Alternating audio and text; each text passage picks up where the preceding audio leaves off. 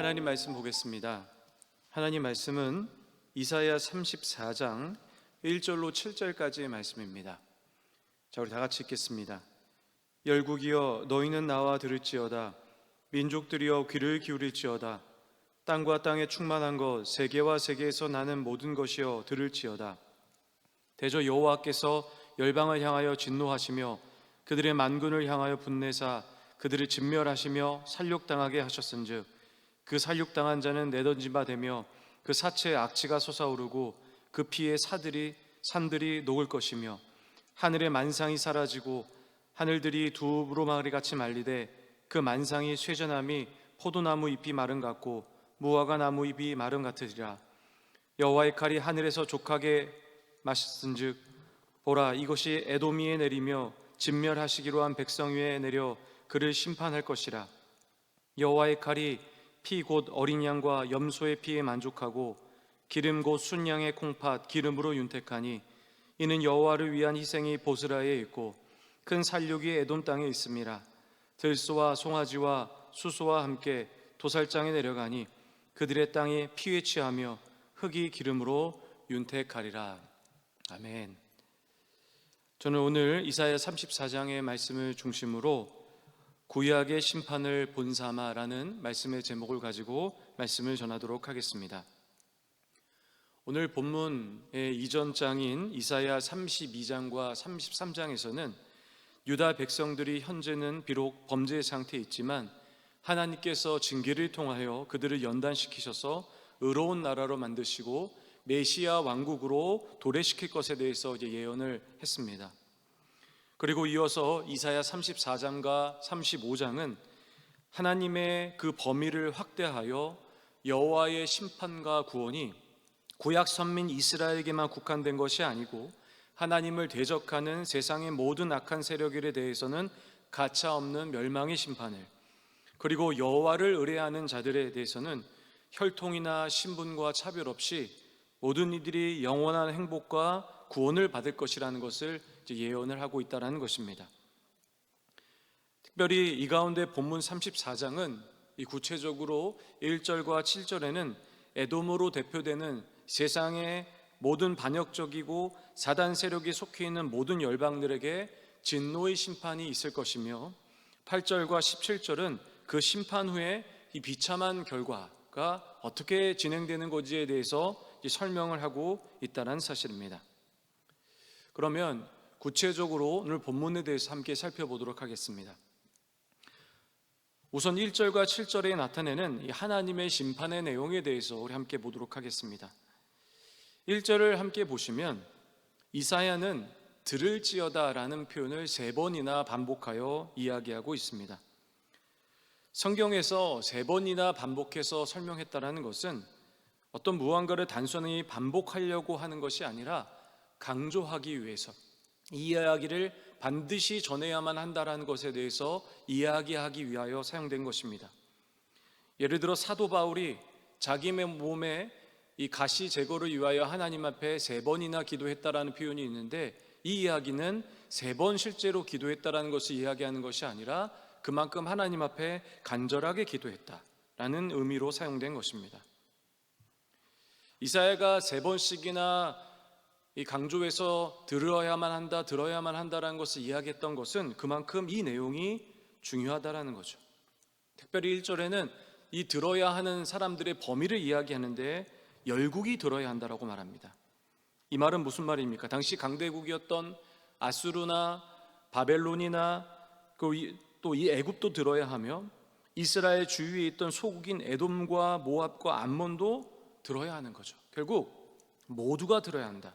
즉 열방 모두가 들어야 함을 이야기했다라는 거죠. 그러면 이사야는 이렇게 열방 모두가 반드시 들어야 함을 강조한 이유는 무엇일까요? 2절을 보시면 대저라는 표현이 등장합니다. 대저라는 것은 히브리어로 키라는 단어인데 이 의미는 무엇이냐면 왜냐하면이란 뜻입니다. 정리하면 이사야가 강조했던 이유가 무엇인지를 밝히고자 했던 거죠. 이유는 무엇입니까? 하나님의 심판이 열방에 도래하기 때문이라는 거죠. 하나님의 심판이 이 땅에 임한다라는 것입니다. 그런데 이 심판이 어떻게 되냐? 세상 사람들을 모두 진멸하는 거예요. 끔찍한 사륙이 일어나는 거죠. 끔찍한 사륙을 당했던 육체들은요, 너무나도 많은 이들이 이 진멸을 당함으로 인해서 이 시체조차도 수습되기가 어렵고 이곳저곳에 마구 쌓이게 되는 거예요. 그래서 도저히 맡을 수 없는 악취가 세상에 나게 되고 그 피는 강을 이루고 그 피가 온 땅에 젖게 되는 거죠. 여러분, 이 본문을 보면서 우리가 알 수 있는 게 무엇입니까? 이사야가 왜 이렇게 강조했는가에 대해서 분명히 알 수 있죠. 4절에서 이야기하는 만상이라는 것은 무엇을 의미하면 이 태양과 달과 별들을 의미합니다.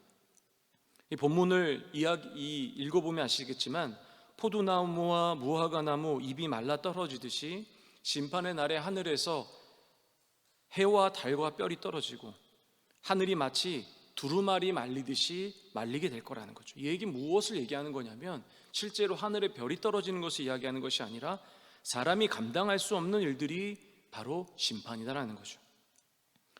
사람들도 감당할 수 없는 인생의 일을 겪을 때마다 무슨 얘기를 합니까? 하늘이 무너지는 것 같다, 이런 표현을 쓰지 않습니까? 무슨 얘기입니까? 하나님의 심판이라는 것이 인간이 도저히 감당할 수 없는 수준이라는 거예요. 이어서 5절과 7절을 보시면 마지막 때에 심판을 당하는 이 모든 열방을 대표해서 에돔이라는 나라를 이사야는 등장을 시킵니다. 에돔이 누구입니까? 바로 이스라엘의 형제의 나라입니다. 그럼 왜 이사야는 이 형제의 나라인 에돔을 등장시켰을까? 그 이유는 뭐냐? 5절과 6절을 보시면 여호와의 칼이라는 표현이 계속 반복되는 것을 볼 수 있습니다. 이 사람이 이 구약 시대에 보면 번제와 속죄제들을 드릴 때 희생제물을 이제 삼아 드렸는데 어떻게 드렸습니까? 그 제물에 이 제사장의 머리에 안수하고 그것을 잡음으로써 자신이 죽어야 할 것을 대신해서 이 짐승들이 이제 죽게 되었습니다. 이사야가 에돔을 등장시켰던 이유는 뭐냐? 하나님께서 모든 열국이 다 죽어야 한다, 그 에돔을 대표시키면서 죽어야 함을 표현하면서 바로 모든 일들이 이렇게 죽어야 함을 이야기하고 싶었던 것입니다. 이어서 8절과 17절에 보시면 이 하나님의 심판의 결과가 무엇인가를 이제 설명을 하죠. 8절은 이렇게 시작되죠. 이것이라는 단어죠. 히브리어로 이 표현도 실제로 보면 왜냐하면이란 뜻입니다. 즉 에돔이 희생제물이 되어 심판을 받는 이유가 무엇인가를 설명하는데, 이유는 무엇이냐면 바로 그날이 하나님께서 복수하시는 날이기 때문이라는 거예요. 다시 말하면 하나님께서 심판의 날에는 인간의 상황과는 전혀 상관없이 반드시 하나님이 심판할 거다, 이 심판은 반드시 온다라는 것을 우리에게 분명하게 말하는 거죠. 여러분, 심판의 이 결과는 그 이후의 모습은 참으로 끔찍합니다.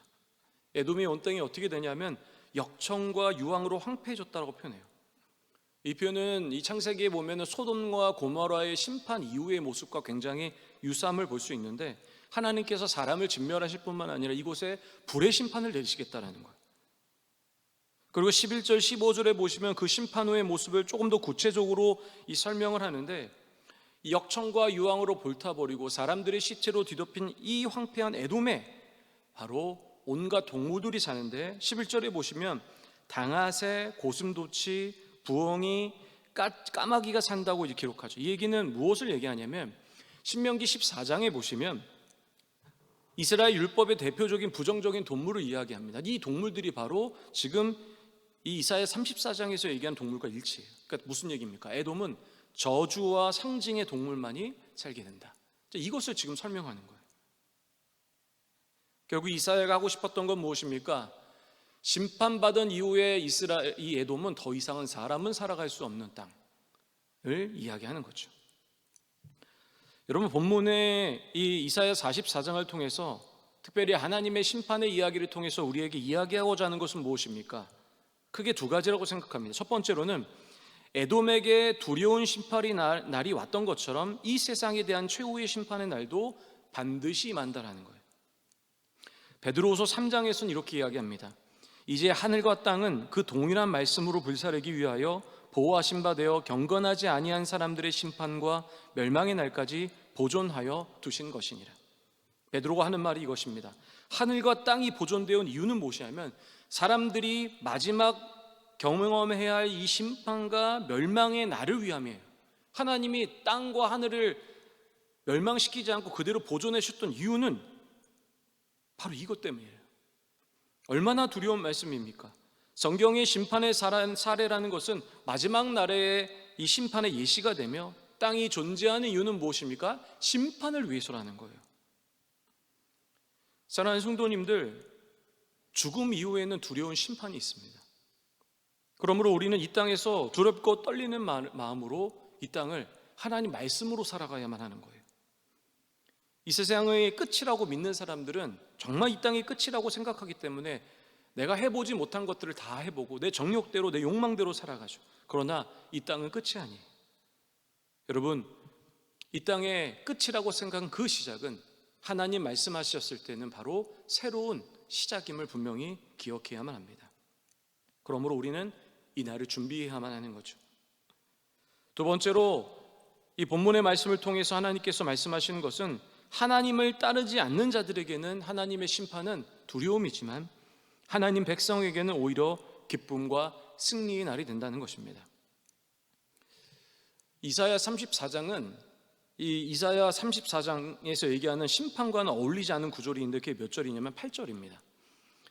제가 읽어드립니다. 이것은 여호와께서 보복하시는 날이요 시온의 송사를 위하여 신원하시는 해라. 하나님의 심판의 날은 받는 자들에게는 하나님의 심판의 날은 바로 보복의 날이 되는 거예요. 그러나 하나님 믿는 자들에게는 무슨 날이 됩니까? 바로 시온의 송사를 위하여 신원하신 날이라고 표현해요. 이 세번역 성경에서 이렇게 표현합니다. 시온을 구하여 주시고 보상하여 주신 해라는 거예요. 무슨 말입니까?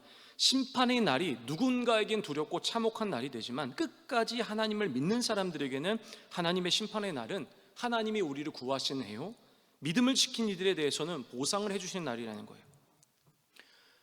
하나님의 심판의 날이 우리에게 두려움을 줄 수 있습니다. 그러나 하나님을 믿는 우리에게 심판은 우리가 경험하지 않아도 되는 날이라는 거예요. 오직 그날은 어떤 날입니까? 기쁨과 행복의 날이죠. 그러므로 우리는 하나님의 오심의 그 날을 기대해야만 하는 거예요.